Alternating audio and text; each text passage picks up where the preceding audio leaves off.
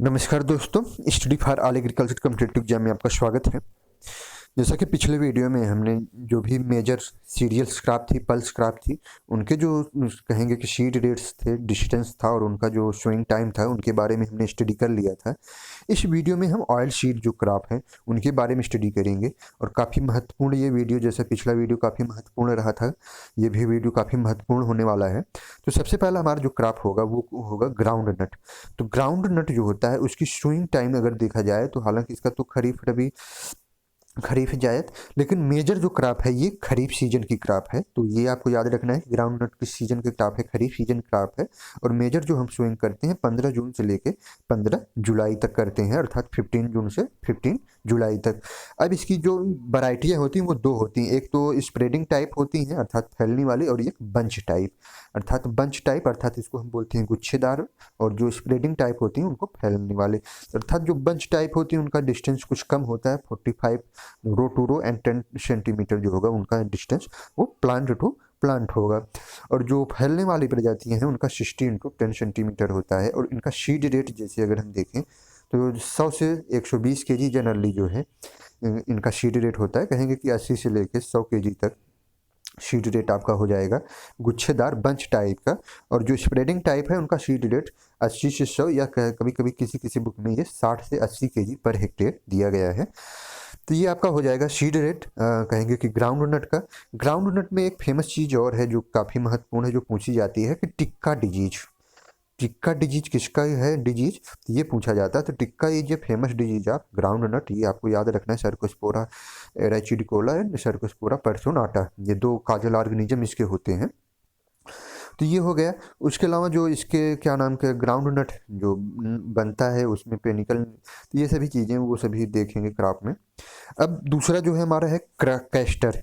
Castor भी काफ़ी महत्वपूर्ण है। तो कैस्टर का जो कहेंगे कि इसका जो स्विंग टाइम है 20 जून से लेके 5 जुलाई तक है। अर्थात कैस्टर का जो स्विंग टाइम है 20 जून से लेके 5 जुलाई तक है। और इसका जो डिस्टेंस है 60 टू 90 सेंटीमीटर, अर्थात 60 से लेकर 90 सेंटीमीटर इंटू 45 सेंटीमीटर जो होगा वो डिस्टेंस हो जाएगा। सीड रेट की अगर हम बात करें तो कैस्टर का जो सीड रेट है 18 से लेकर 20 केजी पर हेक्टेयर, काफ़ी महत्वपूर्ण है, पूछा जा सकता है। उसके बाद ये लिंसीड है, अर्थात लिंसीड महत्वपूर्ण है। लिंसीड आपका कब शोइंग करते हैं, तो लिंसीड की शोइंग हम, एक तो ये क्वेश्चन पूछा जाता है linseed is a kharif crop rabi crop. तो ये आपको शोइंग टाइम से आपका क्लियर हो जा रहा है कि आपकी कहेंगे कि ये खरीफ है या रबी है। तो लिंसीड कहेंगे कि ये रबी की क्रॉप है।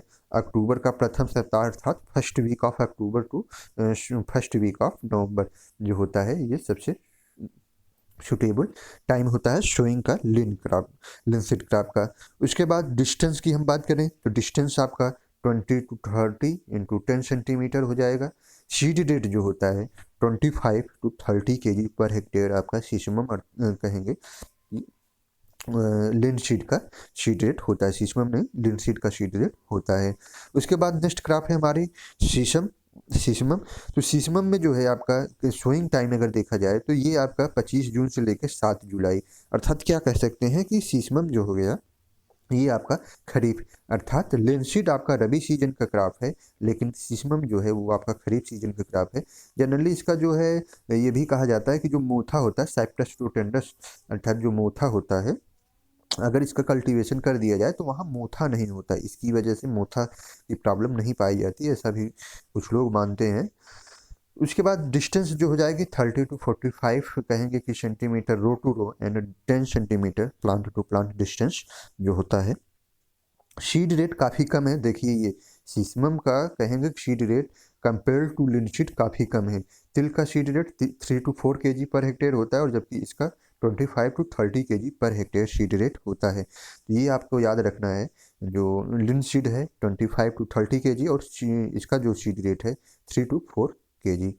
उसके बाद हमारा नेक्स्ट कहेंगे कि सनफ्लावर है, अर्थात इसको हम बोलते हैं सूरजमुखी, काफ़ी महत्वपूर्ण है। तो सूरजमुखी की जो स्विंग होती है जुलाई टू अगस्त, अर्थात इसका खरीफ में हुआ जुलाई टू अगस्त, और 15 अक्टूबर से लेकर 15 नवंबर, अर्थात ये थ्रू आउट ईयर हम कह सकते हैं कि सूरजमुखी अर्थात की खेती, हम सूर्यमुखी की खेती कर सकते हैं। जुलाई से लेकर अगस्त तक आपका खरीफ सीजन हो जाएगा।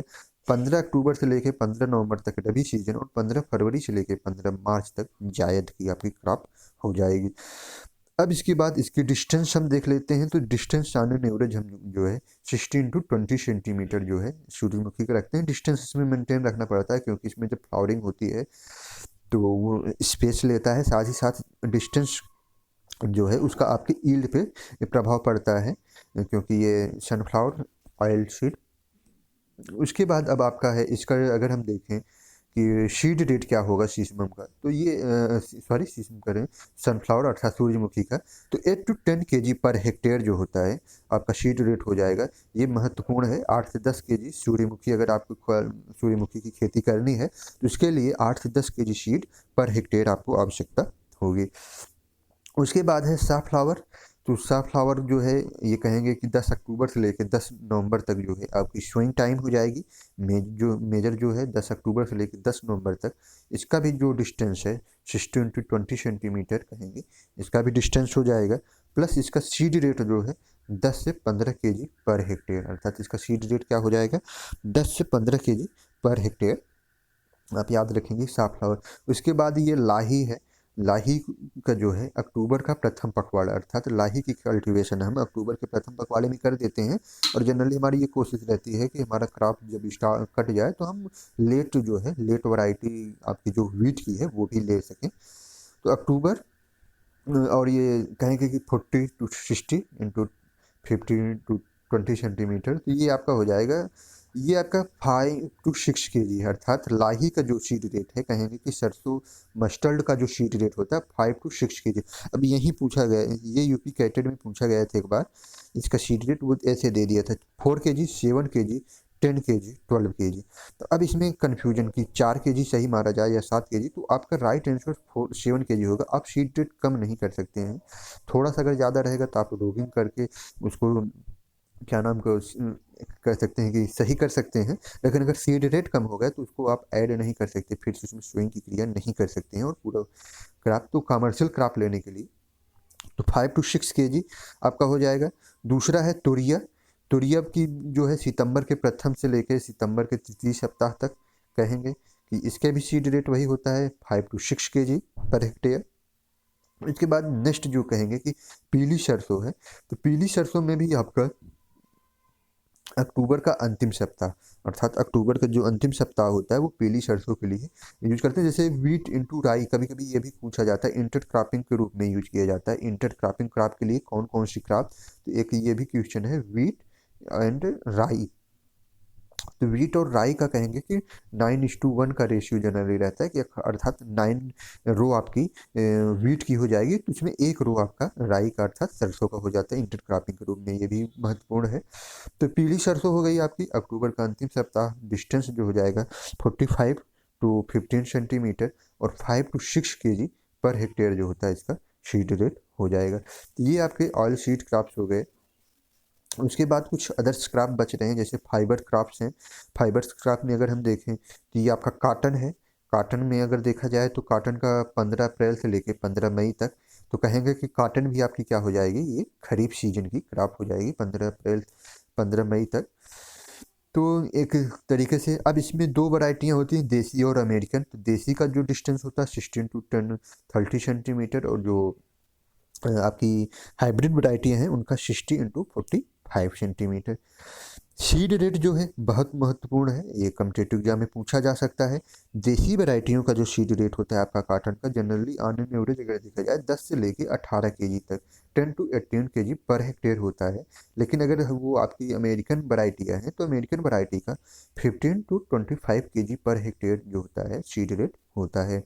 तो ये आपको याद रखना है। उसके बाद सेकंड क्रॉप हमारी जो हो जाएगी वो जूट है। जूट, काटन, ये सभी क्या हैं, एक देखिए ये आपका क्वेश्चन तैयार हो रहा है कि ये सभी फाइबर क्रॉप हैं, तो ये आपको याद रखना है गॉसिपियम। तो ये आपका हो गया जूट। जूट का जो स्विंग टाइम होता है कहेंगे कि मार्च से लेके अप्रैल तक होता है, और आपका जो डिस्टेंस है 30 into 5 to 7 सेंटीमीटर जो है आपका डिस्टेंस हो जाएगा। सीड रेट जो है जूट का 6 to 8 kg पर हेक्टेयर, अर्थात जूट का जो सीड रेट है वो 6 to 8 kg पर हेक्टेयर हो जाएगा। उसके बाद नेक्स्ट है सन हेम्प। सन हेम्प का जो सीड रेट है जून टू जुलाई का प्रथम सप्ताह कहेंगे, जून से जुलाई लेकर प्रथम सप्ताह तक 30 सेंटीमीटर। और इसका जो है, अब देखिए आप सन हेम्प का यूज कर रहे हैं, सन हेम्प जैसे ढैंचे सन हेम्प, इनका यूज हम ग्रीन मैन्योर के लिए करते हैं। तो ग्रीन मैन्योर के लिए अगर यूज कर रहे हैं तो 100 kg पर हेक्टेयर हम यूज करते हैं आपका सन हेम्प। अगर हम सीड प्रोडक्शन के लिए कर रहे हैं तो 75 kg पर हेक्टेयर। और अगर हम फाइबर के लिए कर रहे हैं तो इसका जो सीड रेट हो जाएगा वो 40 kg पर हेक्टेयर हो जाएगा। तो ये according to purpose of sowing seed rate depend करेगा। तो मेजर चीज़ें कहेंगे कि आपका for green manure 100, for seed production 75 kg, और फॉर फाइबर यूजेज 40 kg पर हेक्टेयर सीड। तो ये हो गया आपका। नेक्स्ट क्रॉप कहेंगे कि ये आपका पटसन हुआ, पटसन। तो पटसन के लिए जून टू जुलाई, अर्थात पटसन is the kharif season crop, आपका खरीफ सीजन क्रॉप हो जाएगा। फर्स्ट क्वेश्चन ये हो गया पटसन। अब इसका सीड रेट जो होता है वो 12 से लेके 15 kg पर हेक्टेयर होता है। ये आपका हो गया। अब इसके बाद शुगर क्रॉप है, कुछ शुगर क्रॉप में जैसे आपका शुगर केन हुआ, और कहेंगे कि बीट रूट्स हुआ, शुगर बीट्स हुआ। तो इनके देख लेते हैं। तो शुगर केन आपका जो होता है, एक तो शुगर केन में देखिए अभी एक क्वेश्चन ये अधिसाली लिखा गया है, ये बहुत ही महत्वपूर्ण है अधिसाली। तो स्विंग टाइम पे ही ये क्वेश्चन पूछा जाता है। ये लेखपाल लोकपाल जैसे एग्जाम में भी ये पूछे जाते हैं, मतलब ये नॉन एग्रीकल्चर कम्पिटेटिव एग्जाम में भी ये क्वेश्चन पूछे गए हैं। तो आपका शरदकालीन, अर्थात कहेंगे कि विंटर सीजन, इसको कहेंगे स्प्रिंग सीजन। तो विंटर सीजन जो है वो मध्य सितंबर से मध्य अक्टूबर तक जो है हम शोइंग करते हैं, अर्थात मध्य सितंबर से मिड सितंबर से मिड अक्टूबर तक आपका विंटर सीजन का स्विंग किया जाता है। अगर स्प्रिंग सीजन है, बसंतकालीन है, तो मध्य फरवरी से मध्य मार्च तक आप करेंगे, अर्थात mid February to mid March. उसके अलावा अगर ये क्या नाम का जून से जुलाई में जो किया जाता है, यही पूछा जाता है कि किस को हम अदसाली बोलते हैं। तो जनरली यही सब समझते हैं कि अदसाली वैरायटी है, लेकिन अब यहाँ देखेंगे अदसाली वैरायटी आपकी जनरली 16 मंथ की हो जा रही है। क्यों? क्योंकि यहाँ आपका जो है अदसाली वैरायटी में ये आपका जो है जून से जुलाई, क्योंकि जून में जुलाई में आप इसका ट्रांसप्लांटिंग कर रहे हैं, और जून जुलाई में ट्रांसप्लांटिंग करने के बाद जो है नेक्स्ट ईयर आपको जो मिलेगी वो सितंबर अक्टूबर, अक्टूबर नवंबर में इसकी हार्वेस्टिंग करेंगे। तो एक जो ड्यूरेशन है वो ऑन एन एवरेज 16 महीने का हो रहा है, लेकिन नाम क्या दिया गया है अधिसाली, इसलिए ये कम्पिटेटिव एग्जाम में पूछी जाती है, महत्वपूर्ण है। डिस्टेंस की अगर बात करें तो 75 टू 90 सेंटीमीटर जो होता है ऑन एन एवरेज डिस्टेंस होता है। अब सीड रेट तो कहेंगे कि क्विंटल में अगर देखा जाए तो 70 से 80 क्विंटल पर हेक्टेयर जो होता है वो सीड रेट सूटेबल होता है। अब शेड्स की बात की जाए तो शेड्स, अर्थात अगर 3 जो जिसमें आपके पाए जा रहे हैं बर्ड्स, उनका जो एक सेट होगा वो आपका हो जाएगा, कहेंगे कि 35,000 से लेके 40,000, अर्थात ये देखिए 35,000 से 40,000 तक जो है कहेंगे कि सेट्स पर हेक्टेयर सूटेबल होते हैं, 3 आँख वाले जैसे 3 बर्ड वाले। तो ये हो गया आपका।